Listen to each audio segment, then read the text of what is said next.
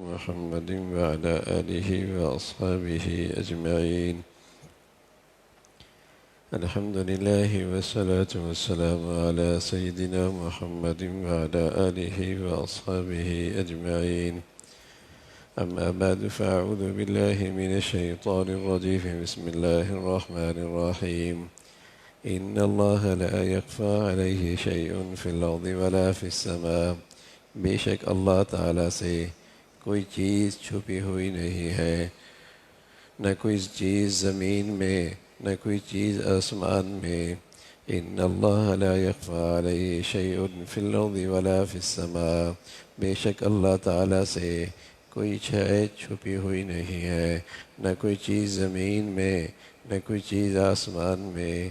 والذی یصورکم فی الارحام کیف یشاء.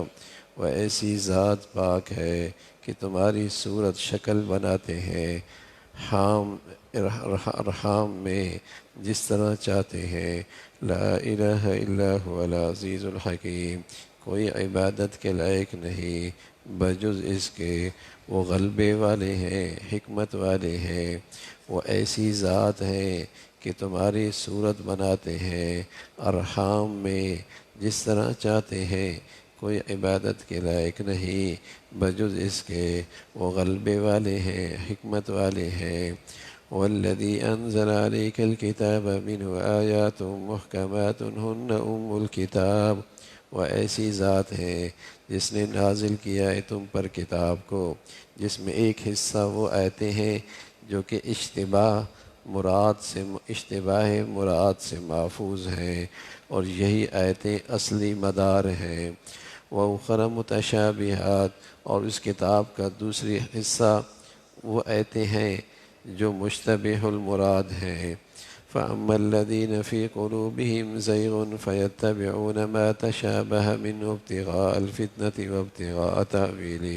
سو جن لوگوں کے دلوں میں کجی ہے وہ اس کے اس حصے کے پیچھے ہو لیتے ہیں جو مشتبہ ہے، دین کے معاملے میں سورش ڈھونڈنے کے غرض سے، دین کے معاملے میں فتنہ تلاش کرنے کے غرض سے، اور اس کا غلط مطلب ڈھونڈنے کی غرض سے.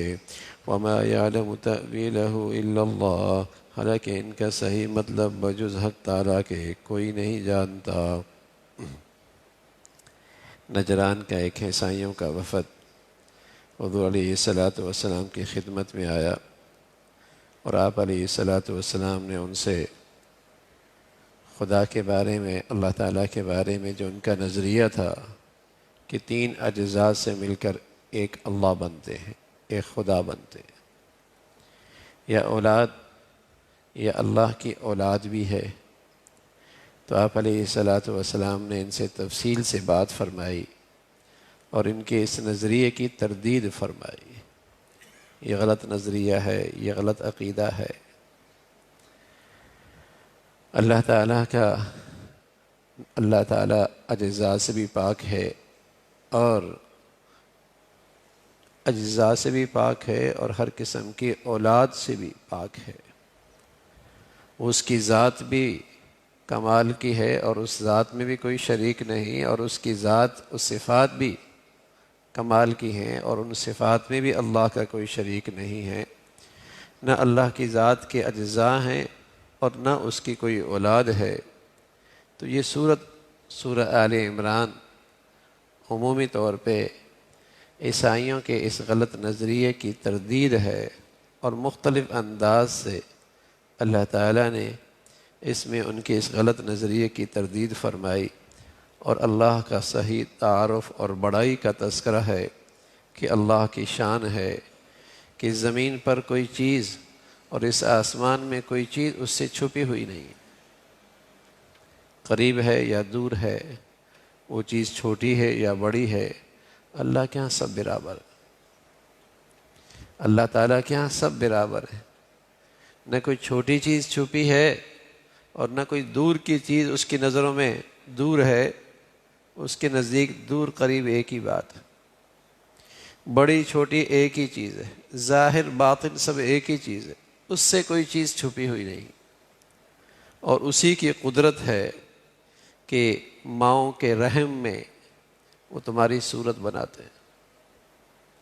اور کس باریکی کے ساتھ تمہارے جسم پہ کام ہوا ہے، کتنی باریکی کے ساتھ تمہارے جسم پہ کاریگری ہوئی ہے، اور وہاں بظاہر اندھیرا ہے، اور وہاں بس اوقات اندھیروں کے مختلف پہلو ہیں، رات کا بھی اندھیرا ہے، اور پھر ماں کا پیٹ کا بھی اندھیرا ہے، اور پھر رحم کا بھی اندھیرا ہے، اور ان اندھیروں میں تمہاری آنکھیں بھی بن رہی ہیں، اور تمہاری آنکھوں کے اندر کیا نظام ہے اس پر بھی کام ہو رہا ہے، اور تمہارے اندر اور تمہارے دماغ کا بھی کام ہو رہا ہے۔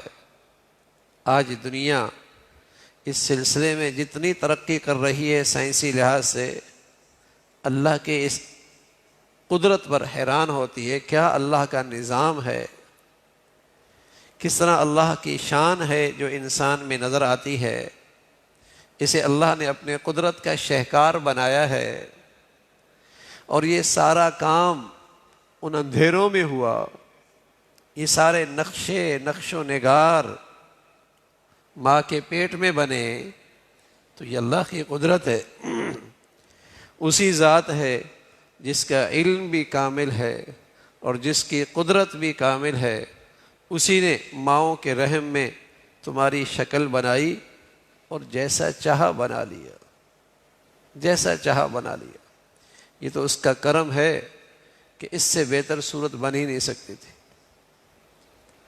اگر یہ آنکھیں اور یہ منہ کسی اور طرف ہوتا اور ناک کسی اور طرف ہوتا تو کیسا لگتا؟ اب لقمہ اٹھاتا ہے، دیکھ بھی لیتا ہے، سونگھ بھی لیتا ہے، کھا بھی لیتا ہے۔ اللہ تعالیٰ فرما رہا ہے کہ ایسی تمہاری ترکیب بنی ہے کہ جیسا تم نے چاہا کہ ایسا ہی بنانا۔ الذی خلقک فسواک فعدلک، تمہیں تخلیق فرمائی، تمہاری شکل و صورت بنائی، اور کیسے اعتدال کے ساتھ۔ اگر ایک ٹانگ لمبی ہو اور ایک چھوٹی ہو، ایک بازو بڑا ہو اور ایک چھوٹا ہو، ایک آنکھ بڑی ہو اور ایک چھوٹی ہو، عیب دار بن جاتا ہے جسم۔ تو خلقک فسواک فعدلک فی ای صورت ما شاء رکبک، تو اللہ نے تو اس انسان کو اپنی قدرت کا شہکار بنایا ہے، ایسی صورت، ایسی شکل، ایسی کاراگری ہے اس جسم پہ، تو اللہ نے جیسا چاہا بنایا۔ اور وہی ذات ہے جس کی قدرت میں کوئی شریک نہیں، جس کے علم میں کوئی شریک نہیں، تو پھر اس کی عبادت اور بندگی میں بھی اس کا کوئی شریک نہیں، وہ اکیلا ہی عبادت کے مستحق، لا الہ الا ہو۔ اور وہ بڑے غلبے والی ذات ہیں، بڑی حکمت والی ذات ہیں، اس ذات نے یہ قرآن اتارا ہے۔ اس قرآن میں کچھ آیات تو وہ ہیں جن کی تعبیر اور تفسیر بالکل واضح ہے، اور کچھ آیات ایسی ہیں جن کی تعبیر اور جن کی تفسیر واضح نہیں ہے، مشتبہ ہیں۔ کچھ آیات ایسی ہیں جن کی تعبیر اور تفسیر بالکل واضح ہے، لیکن کچھ آیات ایسی ہیں جن کی تعبیر اور تفسیر واضح نہیں۔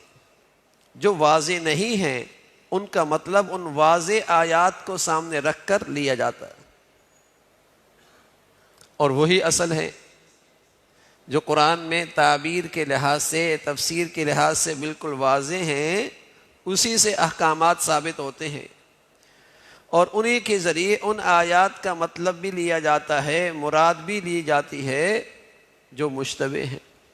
لیکن جن کے دلوں میں کجی ہے، جو دین کے معاملے میں غلط فہمیاں پیدا کرنا چاہتے ہیں، جو دین کے معاملے میں فتنے پیدا کرنا چاہتے ہیں، تو وہ ان آیات کو لیتے ہیں اور ان اپنی چاہت کا مطلب نکالتے ہیں جن کی مراد اور جن کی تفسیر واضح نہیں، انہی کو بنیاد بناتے ہیں کہ قرآن مجید میں ہے کہ ید اللہ، اللہ کا ہاتھ، اللہ کا ہاتھ، اب وہ اپنے انداز سے اس کا مطلب لیتے ہیں۔ عیسیٰ علیہ السلام کی خاص شان کا ذکر ہے قرآن میں، وہ اس سے اپنے فتنے کا مطلب لیتے ہیں کہ اس سے مراد اللہ کی اولاد ہے اور یہ اللہ کا حصہ ہے، تو اللہ تعالیٰ نے بتایا کہ اللہ رب العزت نے ان دونوں قسم کی آیات کو نازل فرمایا ہے، لیکن جن کے دلوں میں کجی ہوتی ہے اور جو ہدایت نہیں چاہتے، وہ فتنہ پیدا کرنا چاہتے ہیں اور لوگوں کے دلوں میں غلط فہمیاں اور لوگوں کے دلوں میں شک ڈالنا چاہتے ہیں، تو وہ ان آیات کو بنیاد بناتے ہیں جن کی تفسیر اور جن کی مراد واضح نہیں، اس کا تذکرہ فرمایا، اور اللہ تعالیٰ ان کا معنی خوب جانتا ہے، اللہ تعالیٰ ان کا معنی خوب جانتا ہے۔ تو جو فتنہ بڑھانا چاہتے ہیں، وہ چونکہ ان کا مقصد ہی گمراہی پھیلانا ہے اور ہدایت لینا نہیں، تو وہ ان آیات کے ذریعے لوگوں میں غلط فہمیاں پیدا کرتے ہیں۔ اللہ تعالیٰ ہر قسم کے فتنوں سے محفوظ فرمائے۔ اللہم لک الحمد کلو ولک الشکر کلو، اللہم اعنا علی ذکرک و شکرک و حسن عبادتک، نستغفر اللہ و نتوب الیک، نستغفر اللہ و نتوب الیک، سبحان ربک رب العزة عما یصفون وسلام علی المرسلین والحمد